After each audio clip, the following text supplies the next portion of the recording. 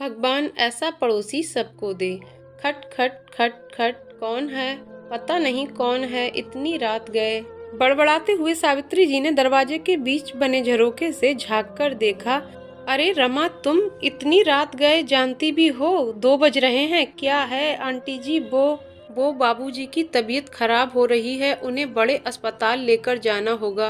Aunty जी, uncle जी से कहिए ना, वो अपनी गाड़ी से उन्हें।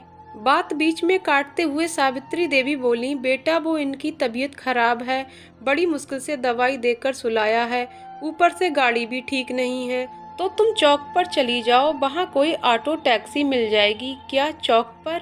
रमा की आंखें भीगी हुई थीं। रात 2 बजे चौक पर? माँ बाबूजी ने कभी 8 बजे के बाद घर से निकलने नहीं दिया। कारण अक्सर माँ बाबूजी उसे समझाते रहते थे, बेटा ये वक्त असामाजिक तत्वों के बाहर घूमते हुए शिकार करने का ज्यादा होता है, लेकिन आज तो मुझे जाना ही होगा। माँ को ढांढस बंधाकर आई हूँ। मुझे बेटी नहीं बेटा मानते हैं मेरे माँ बाबूजी, तो मैं कैसे पीछे हट सकती हूँ। लेकिन मन में अक्सर अकेली लड़कियों के साथ होती वारदातों की खबरें रमा के मन में आशंकाओं को और बढ़ा रही थीं। लेकिन वो हिम्मत करते हुए अपनी गली से बाहर सड़क की ओर जाने लगी।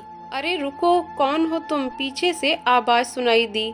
रमा ने घबराकर पीछे की ओर देखा तो गली के नुक्कड़ पर महीने भर पहले रहने आए नए पड़ोसी, जो कि रिक्शा चलाते थे, को खड़ा पाया। अरे तुम तो हमारी गली के दीनानाथ भैया की बिटिया हो ना? कहाँ जा रही हो इतनी रात गए?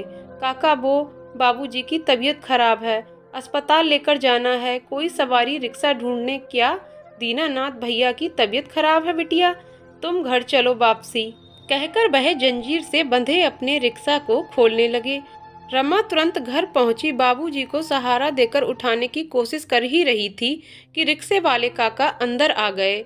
आओ दीनानाथ भैया, सहारा देते हुए दीनानाथ जी को पकड़ते हुए रिक्शे वाले ने कहा। अरे बिटिया, भाभी जी कुछ नहीं है, सब ठीक है, अभी डॉक्टर के पास पहुंच जाएंगे।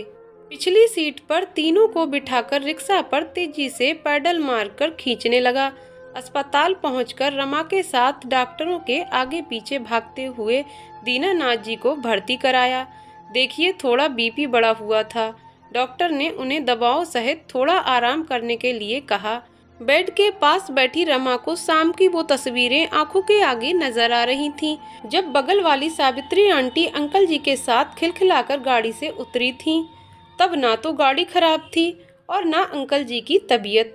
बस देखिए, ये इंजेक्शन मंगवा लीजिए, डॉक्टर ने एक पर्ची रमा की ओर बढ़ाते हुए कहा। यहाँ लाइए डॉक्टर साहब, कहकर रिक्शे वाले ने पर्ची पकड़ ली। तुम मम्मी पापा के साथ रहो, हम अभी लेकर आए बिटिया। और वह बाहर की ओर तेजी से निकल गया। रमा एकटक उसकी ओर देखती रही। एक छोटा सा चद्दर वाले मकान में रहने वाला रिक्शा वाला। गली में सभी के घर 2-3 मंजिला थे। सभी के घरों में मार्बल पत्थरों की सजावट थी, तो किसी के यहाँ टाइल्स थीं। बस यही एक घर अजीब सा लगता था, झोपड़ी नुमा सीमेंट की चद्दरों से ढका हुआ। कुछ ही देर में, लो डॉक्टर साहब, अचानक रिक्शे वाले की आवाज ने उसकी तंद्रा भंग की। डॉक्टर ने इंजेक्शन लगाया और आराम करने के लिए कहकर चला गया। सुबह 6 बजे तक डॉक्टर ने 4 बार बीपी चेक किया।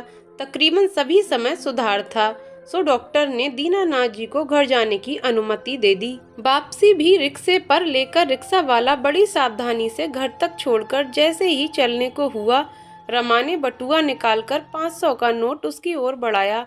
लीजिए काका। ये क्या कर रही हो बिटिया? हम इन सब कामों के पैसे नहीं लेते, मतलब ये तो आपका काम है ना काका, लीजिए।